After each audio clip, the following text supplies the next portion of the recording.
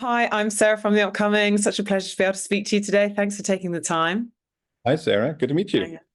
Yeah. Maybe you can kick off with a brief intro to Boy Kills World. I guess for people who don't know anything about the film, you can set the scene for us a bit. What are they going to dive into when they watch the film?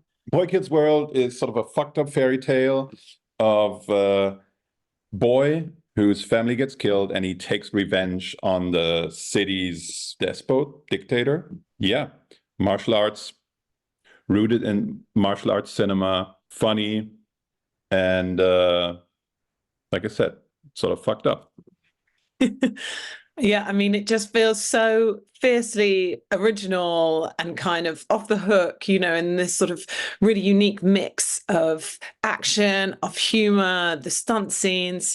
So maybe you can just talk a little bit about the genesis of it, what your starting point was. I mean, I know you're working with this martial arts stunt coordinator, which obviously, really informs some of the stunt sequences, but also the aesthetic, maybe perhaps Japanese anime, video games all coming into it. So what was the starting point and what did you want to achieve? So the starting point was like 6 years ago.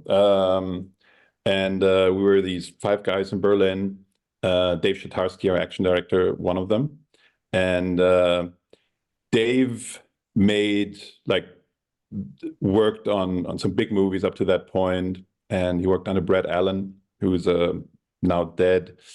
He passed away a few years ago. He worked on the Matthew Vaughn movies like Kick-Ass and Kingsman and all.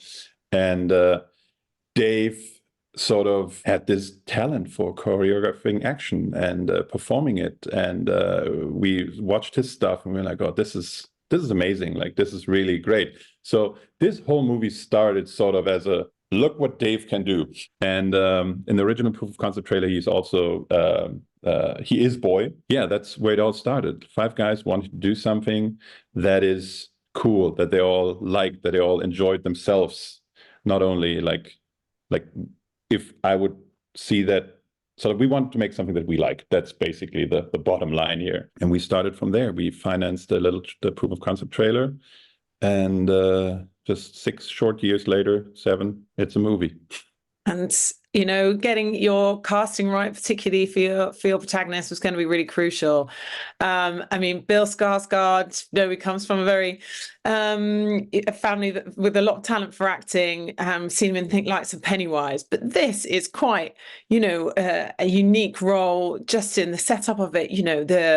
The stunt scenes he has to pull off, his physique, but then in addition to that, obviously not having the power of being able to use his voice, so having to convey a lot with his face and then everything, but then also the emotional beats of it, because it's not just an action film, there is this journey that he goes on. So how do you know Bill was the right guy, and how did you work with him to pull this off? Bill was actually one of the first guys that I was sort of presented, like when they were like, hey, Bill could be right. And I was like, yeah, he's a fantastic actor. Like, definitely.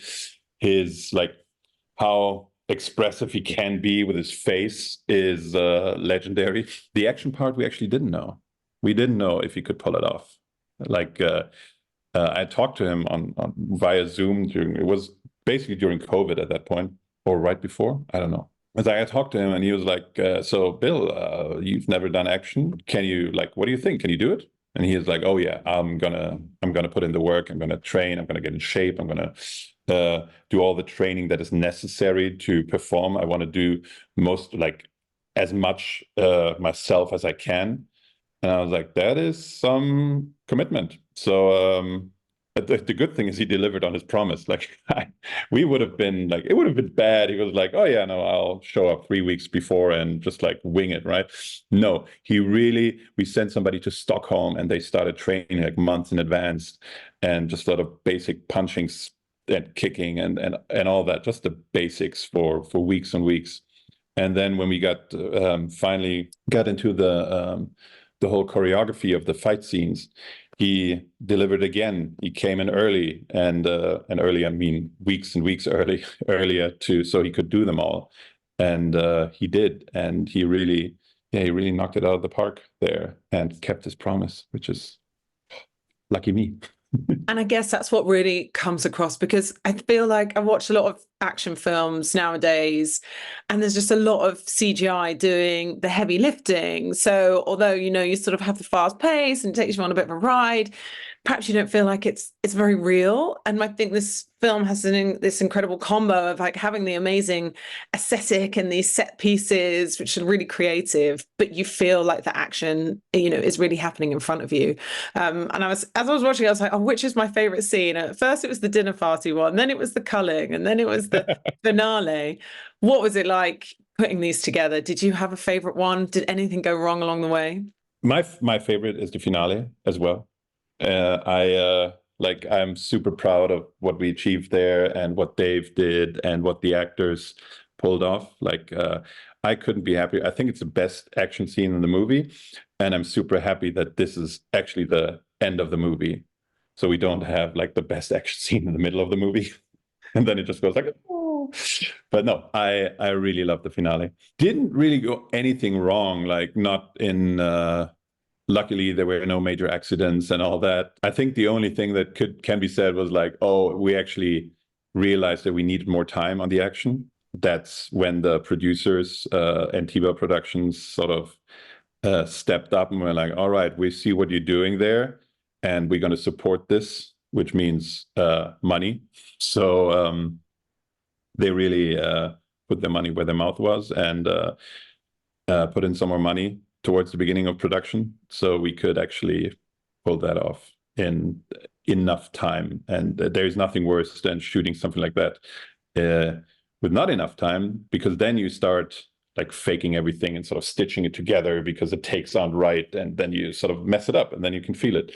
But Dave really is a perfectionist, and sometimes I look at the take and go like, that was perfect, and he goes like, no, it wasn't perfect. You see this here, there, the thing needs to be like 2 frames later, and it's really like that's really a whole like art form in itself, like the choreography and making it work with the camera. And I thought as well, I guess the thing that adds that extra layer of it feeling very real is just how gory it is, and also how particular the sound is, because I'm quite squeamish. Towards the end, I was struggling a bit, but that's really crucial. That attention to details. It's not just the choreography landing; it's all those extra bits as well. So was that something very important to you? Yeah, I mean, if you like the sound is not half the action, but it is like super important to action scenes. If you don't hear the punches, they are not happening. Like there's nothing more painful than watching a fight scene without the sound. Like when you just watched it and you watch back the take and you look at it and you go like, that doesn't work. And then somebody with experience comes in, like Dave, and goes like, no, if there is a sound, it'll work perfectly, trust me. And he's usually right with that, because it's the combination of the two. And sometimes you also see that misused in movies, where it's like, oh yeah, the sound is great, it's exactly the right spot, but the picture is off by a couple frames or like 1 frame, and it's the perfect combination of both, like the sound and the image, obviously. And if you get both right, you have something special. And if you mess up one of them, you're like, that was okay. I mean, rewatching old kung fu movies today is fantastic. I love it. But sometimes you get like the same punch sound over and over again, and just like you don't do that today anymore. You use different ones, and that's something that's like pushing it to another level. I guess also, as I said at the beginning, it is obviously this absolutely off the hook kind of action thrill ride, but you do have, these other elements coming in, and, this journey that he goes on with, obviously no spoilers, but the twists that it takes us on. And it does feel like there's still always this appetite for looking at these sort of near future dystopian realities. And I guess it's a world that looks like ours that's slightly different. And I wonder what you think it is that's so rich about that, and perhaps it is something that's a bit cathartic, or we are worrying about which direction our world is going in, and so sort of watching these films does feel like some, oh gosh, what would we be like in that scenario? So why is this the kind of genre that you really enjoyed exploring?